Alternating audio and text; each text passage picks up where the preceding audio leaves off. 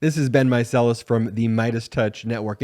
We've been covering here just how bad Donald Trump's lawyers have been, the ones on TV each and every night responding to the search warrant that was validly executed at Mar-a-Lago last week. But it just keeps getting worse and worse and worse. I want you to watch this clip of one of Trump's dream team of lawyers, Christina Bob, on Laura Ingraham today. Play the clip. Just move past.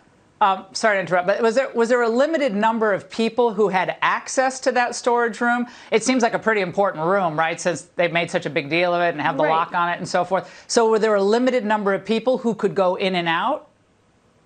Yes, absolutely. Or have access to it? Certainly Mar-a-Lago is secure in and of itself. Just getting onto the compound is hard.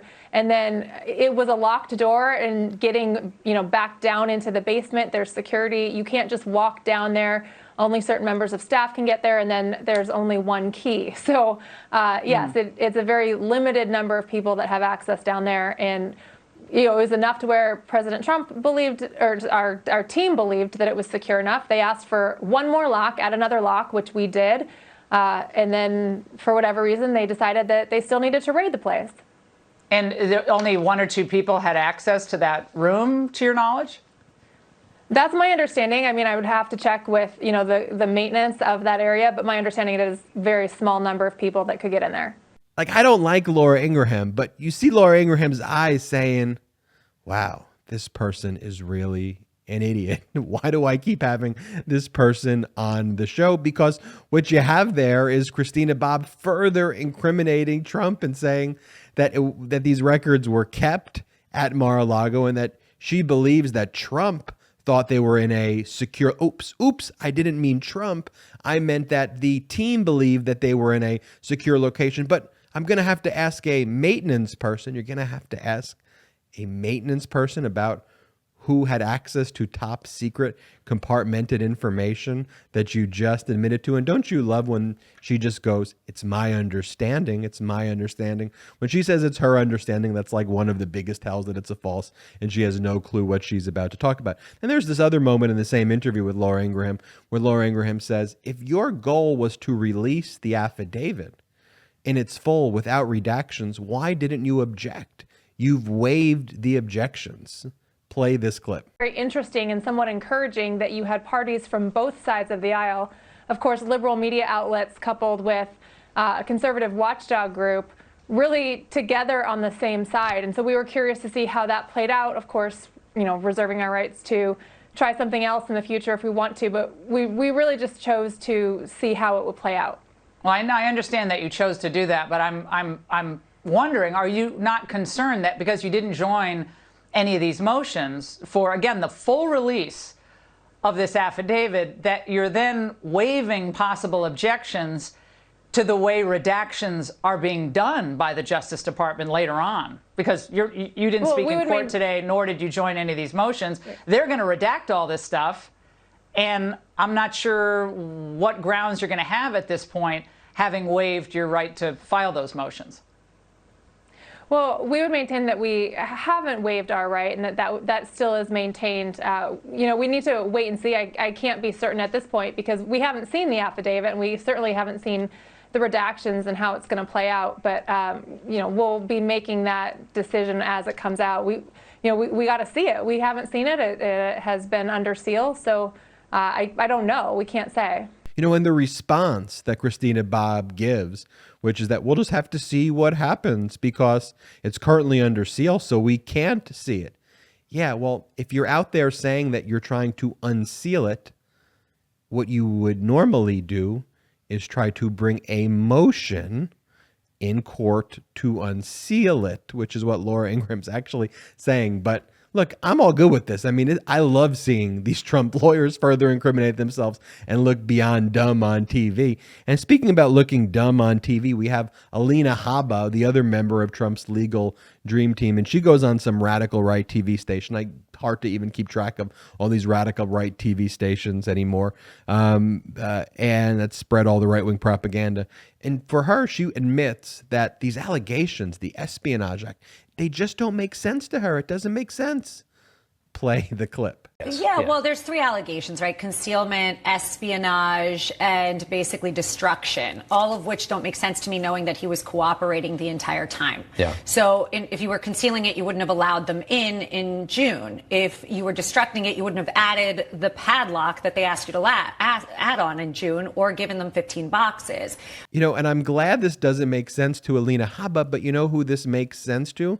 The top counterintelligence officials at the Department of Justice. It makes sense to lawyers who practice in the areas of national security law. You know, just because you are a lawyer doesn't mean you represent people for all purposes. Now, I love that Donald Trump has highly unqualified people representing him in the most sensitive matters, further incriminating him. But the smart thing that a lawyer does in this position says, you know what, I'm not a national security expert.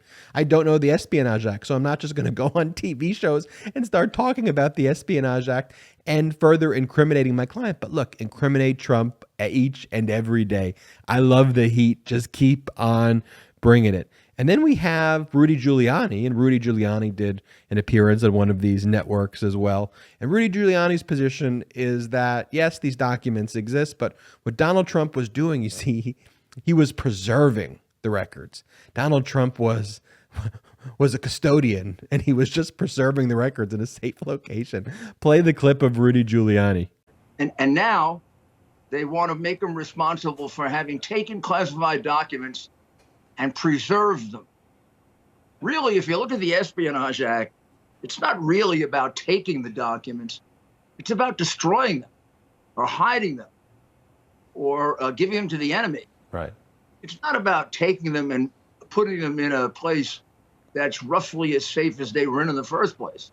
Right. And I think that as you see the clip of Rudy Giuliani, I mean, utterly absurd and laughable. And, you know, it'd be hilarious, actually, if it wasn't so dangerous. But, you know, as we go through, I mean, remember all of the things that these lawyers had said and all the misrepresentations they made. Like, remember at the very outset when Alina Habba said this about not receiving a search warrant? Play that clip. People are saying, oh, well, why doesn't the president's attorney just release the warrant? They were probably handed a warrant before the feds showed up to kick the door down.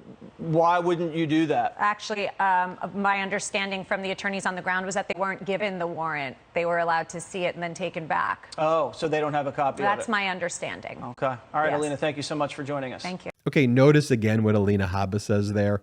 It is my understanding that there was no search warrant given. Okay, we know that was completely false, and we know the search warrant was given to Christina Bob, who literally has her signature on the return of the search warrant. So again, something that's utterly and completely false. And then Alina Habba early on, remember, she said that that she claimed that the FBI was planting the information, right? This was before Donald Trump was preserving the records, and it was highly classified information that he used a magic wand to declassify and all the other excuses. They first went with the FBI planting it. Play this clip of Alina Habba just to remind you. Play the clip. This is a joke. This is memento. And quite honestly, I'm concerned that they may have planted something. You know, at this point, who knows? I don't trust the government. And that's a very frightening thing as an American. If I didn't want to be an American and go to another, this is third world stuff. We've heard it. This is Cuba. This is not our country. Right. So then Alina Habba said that.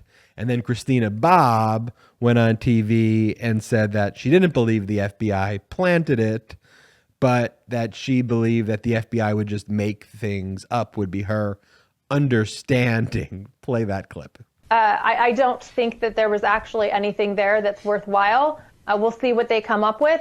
You know, if they did, it'll be interesting, especially since they precluded me from actually watching what they did. But at this point, I don't necessarily think that they would even go to the extent of trying to plant information. I think they just make stuff up and, you know, come up with whatever they want. And that's the way that they will have to proceed in order to actually try to indict the president, because they don't have anything. There's just nothing there.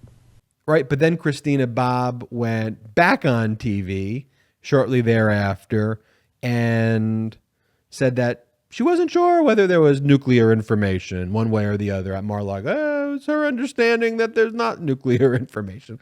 Play that clip. Okay, so Christina, just so I'm clear about this, I want to be really clear. Is it your understanding that there were not documents related to our nuclear capabilities or nuclear issues that had national security implications in the president's possession when the agents showed up at Mar-a-Lago? That's correct. I don't believe they were, and if they thought Well, they do you know were, for a fact? Do you know for a fact they were? Have you spoken to the president about it? I have not specifically spoken to the president about what nuclear materials may or may not have been in there. I do not believe there were any in there. The legal team had done a very thorough search and had turned over. We'd been very cooperative with the Biden administration and the DOJ and turned over everything that we found that we had. So it's my understanding on very good belief based on a thorough investigation that there was nothing there. And then finally, you have this guy, John Solomon, who's been going on. And John Solomon's position is that Donald Trump had a standing order where he declassified everything. The moment it touched his hands, it magically, voila, became declassified. And play the clip of John Solomon, who's not a lawyer. He's the editor-in-chief of some right-wing rag. But play this clip, who's Trump's PR mouthpiece, I suppose. Play that clip. This is from President Trump's office. It just came in a few minutes ago. As we can all relate to, everyone ends up having to bring home their work from time to time. American presidents are no different.